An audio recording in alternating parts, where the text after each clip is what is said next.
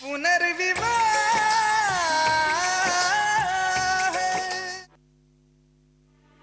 अच्छा, मैं रखती हूँ, अभी बाद में बात करती हूँ।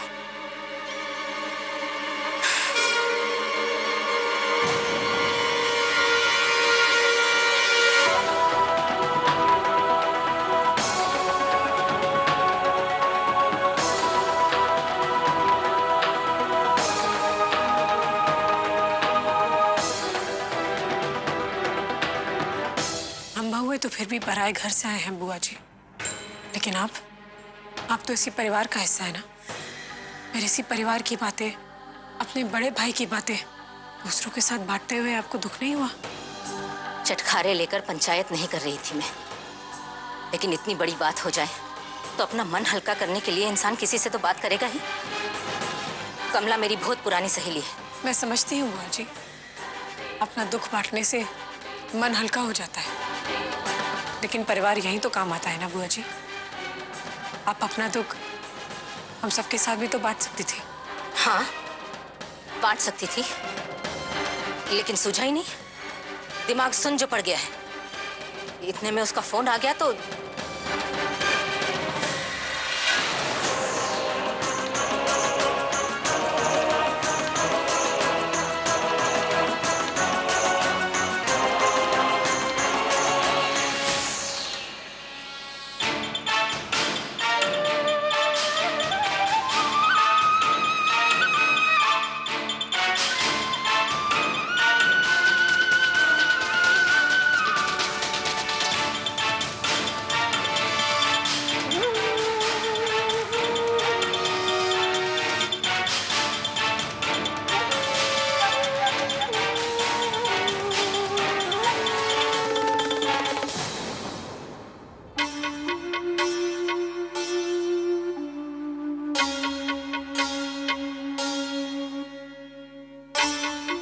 तो समझ सकती है ना माँ,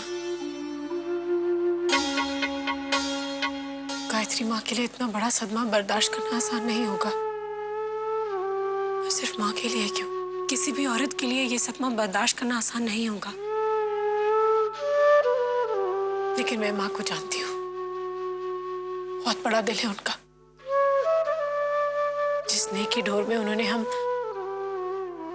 परिवार वालों को बांध के रखा है ना, उसी स्नेह की डोर में ये रिश्ता भी पिरो लेंगी वो।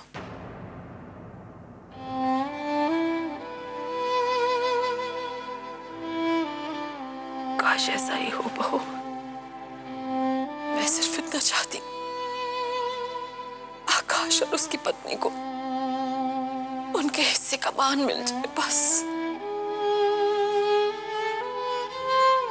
अपने लिए कुछ नहीं चाहती मैं, कुछ नहीं चाहती। भगवान से यही प्रार्थना करती हूँ मैं कि मेरा ये विश्वास सच हो। गायत्री माँ आकाश और ऋषिता के साथ साथ राधा माँ को भी खुले मन से स्वीकार कर ले। जानती हूँ बहुत मुश्किल होगा, लेकिन चाहे तो वो नामुमकिन को भी मुमकिन बना सकती है।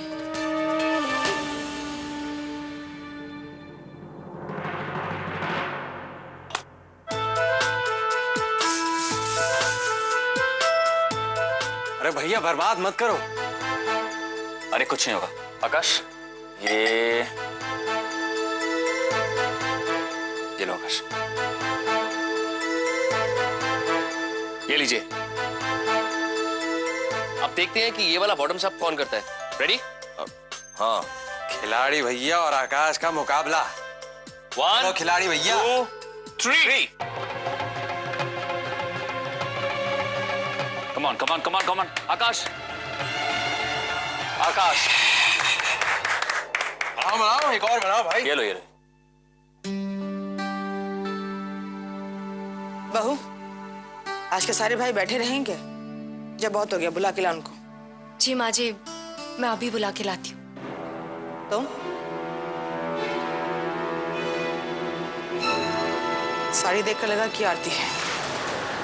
तो क्या हुआ मम्मी जी, इशिता भी तो आपकी बहू ही है ना?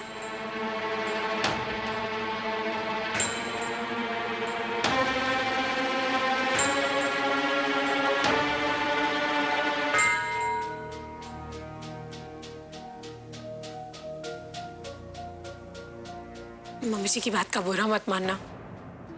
अपने दिल को मनाने के लिए उन्हें थोड़ा समय तो लगेगा ही ना। सालों से अंधेरे में छिपे हुए रिश्ते जब यूं सबके सामने आते हैं तो उन्हें स्वीकार कर पाना आसान नहीं होता। थोड़ी झिझक तो होगी ना, लेकिन इसका मतलब ये बिल्कुल नहीं है कि वो इस रिश्ते को स्वीकार नहीं करना चाहती। बस थोड़ा समय दे दो, सब ठीक हो जाएगा। देखते हैं अपने परिवार के लिए तुम्हारी ये सोच कब और कैसे सही साबित होती है। मुझ पर और यशी पर भरोसा रखो। हम दोनों मिलकर इस रिश्ते के अनजानेपन और जो संकोच है ना, उस संकोच को भी दूर कर देंगे। ठीक है, तुम कहती हो तो मैं तुम पे भरोसा कर लेती हूँ। मैं सबको खाना खाने के लिए बुला के आती हूँ।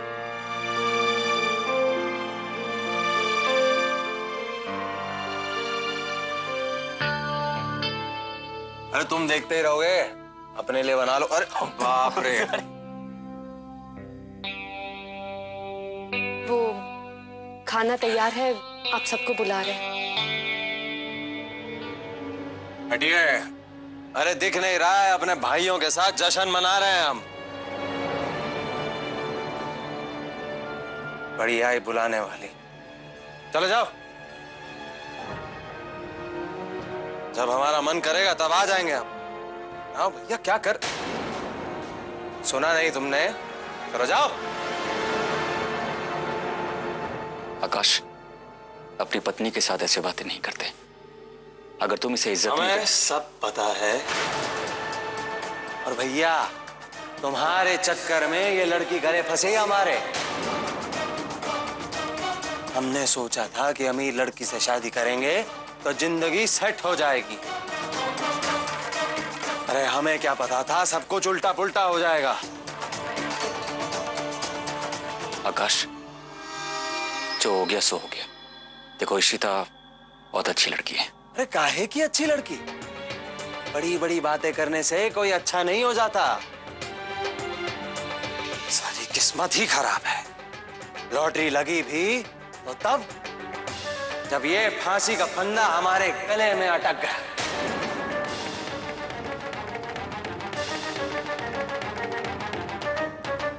इशिता, बुरा मत मानना।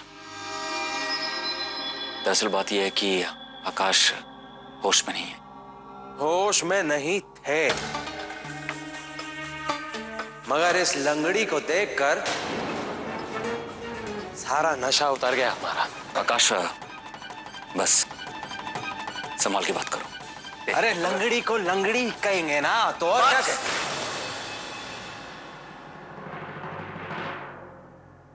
इसके आगे एक और शब्द नहीं कहोगे तुम, समझे? नहीं यशी, आप प्लीज इनसे नाराज मत होइए। ये अभी नशे में है। और फिर कुछ गलत भी तो नहीं कहा इन्होंने। आपने शादी से इनकार किया, तभी तो मैं इन पर बोझ बन गई हूं। लेकिन मुझे इनकी किसी भी बात का बुरा नहीं लगता है, क्योंकि मुझ जैसी अपाहिज और ठुकराई हुई लड़की से शादी की है इन्होंने। मेरे लिए तो ये भगवान है। आप प्लीज इनसे कुछ मत कहिए।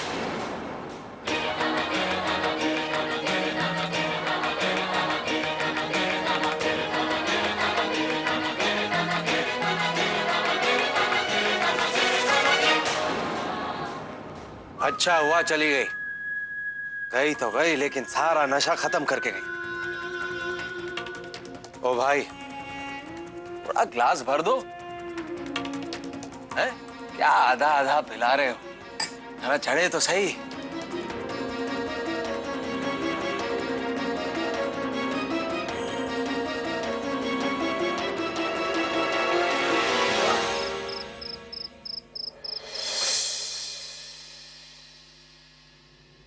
अरे माँ, खाने में क्या बनाया है? बहुत कस के भूख लगी है।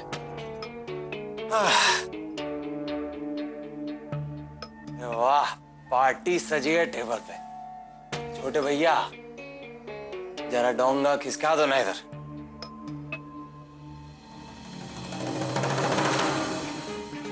आकाश, तुम्हारी जगह वहां नहीं, यहाँ। अरे जहां बैठ गए वहां बैठ गए, वहीं खाएंगे। अब कोई कुर्सी पे नाम थोड़ा ना लिखा है। यहाँ से खाना मिल जाए वही जगह अच्छी है भैया। ओ छोटे भैया, लाओ ना डोंगा, लाओ लाओ। बहुत भूख लग रही है, जल्दी लाओ। अरे शाबाश, अब करछी दे दो।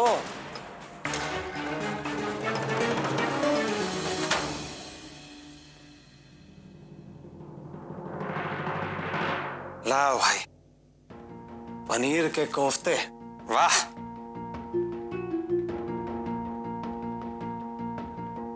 हाल, अरे वहां पड़ी है, हम ही जाके लेके आते हैं।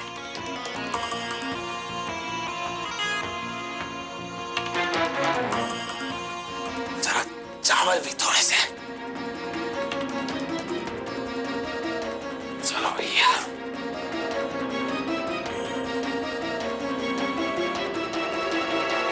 आकाश, हम लोग साथ में मिलकर खाएंगे ना?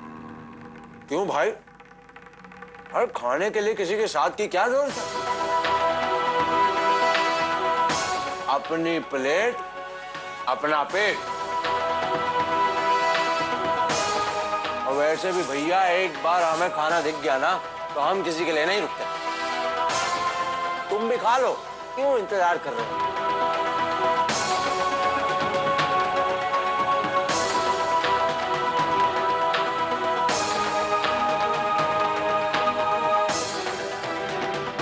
आरती जी, बाबूजी को खाना परोसिए।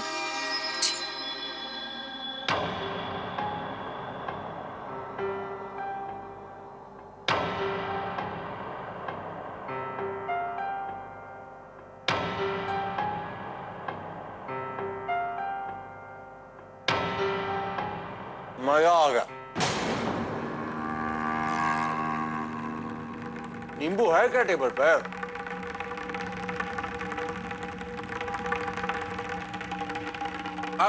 वहां पड़ा। कोई नींबू दे दे। दे दो भाई, नींबू दे दो हमें।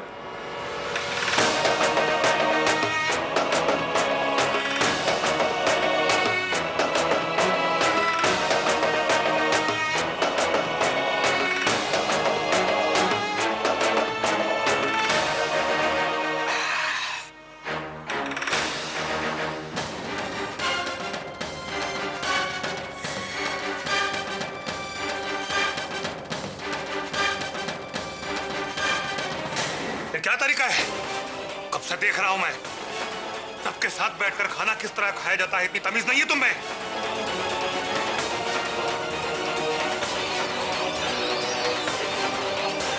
जाहिल, गुमार कहीं का। आप जैसे बड़े लोगों के साथ टेबल पर बैठकर खाना खाने की आदत नहीं है ना हमें, तो इसलिए तमीज कहां से आएगी? वैसे एक बात कह देता हूं मैं आप लोगों को, आदत डाल लीजिए, क्योंकि हम बदलने वाले नहीं। हम ऐसे ही रहेंगे जिंदगी भर।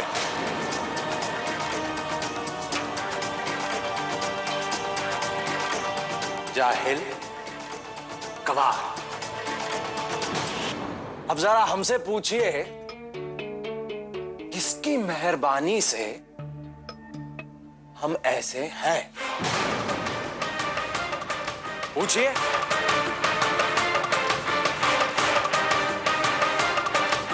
पूछिए ना।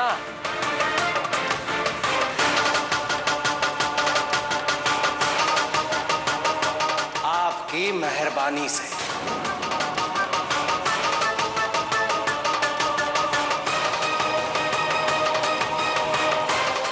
इश्क लड़ाते समय ये ख्याल नहीं आया था कि घर में बीवी बच्चे भी हैं।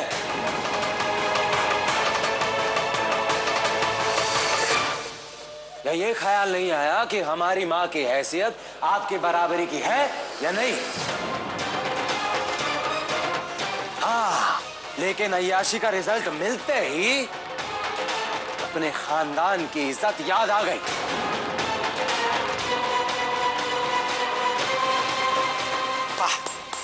आकाश चुप हो जा। इस तरह बात करते हैं क्या? चुप। है? मैं जाहिल गवार बुला रहे हो? अरे तो तुम कौन से महान हो? कोई दूध के धुले नहीं हो। इनकी गंदी हरकतों की वजह से आज हमारी ये हालत है। ना रहन सहन का ढंग, ना बात करने की तमीज। आप लोगों की तरह सच धज कर टेबल पर बैठने की आदत कहां से आएगी हमें? जब इनका मन किया तो अपना मतलब पूरा करके हमारी माँ को बेसहारा छोड़ के चले गए उस गटर में।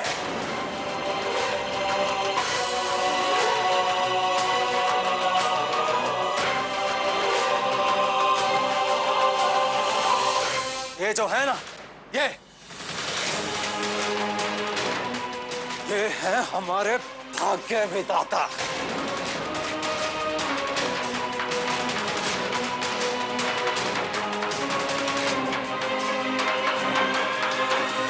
इन्होंने दी है हमें ये तकदीर।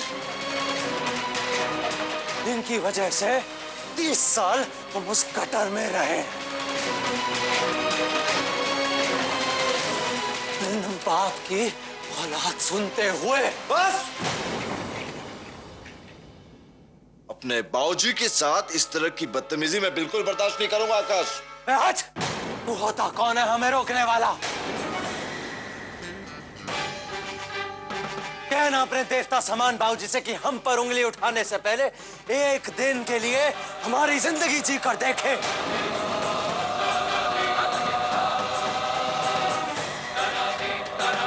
तब पता चलेगा इन्हें कि अपने बाप दादा के नाम और दौलत पे इतना कितना आसान होता है।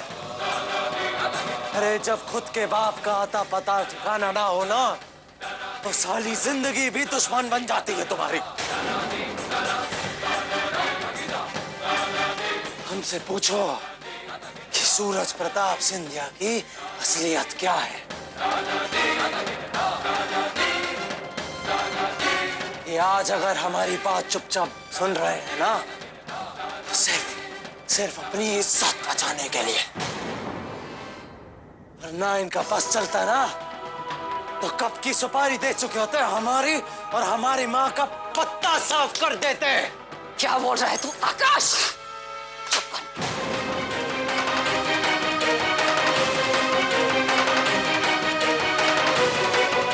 अरे हम गलत क्या कह रहे हैं माँ?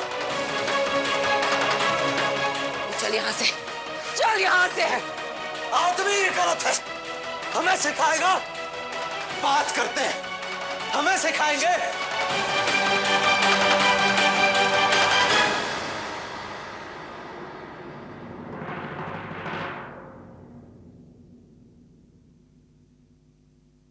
अब तो मान ले यश कि इन लोगों को यहां लाकर तूने बहुत बड़ी गलती की है। बाबूजी बिल्कुल सही कह रहे थे। इन्हें मोटी रकम देके यहां से रफा दफा कर दो।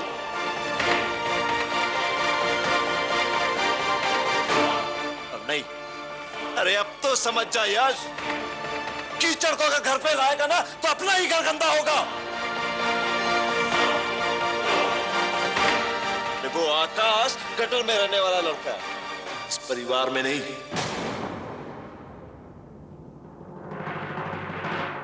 मेरे भगवान की कसम, हमारे ही घर में मेरे भैया के मुंह पर इतनी बड़ी बात बोलकर गया ये जंगली। बाहर जाके पता नहीं क्या ढिंडोरा पीटेगा।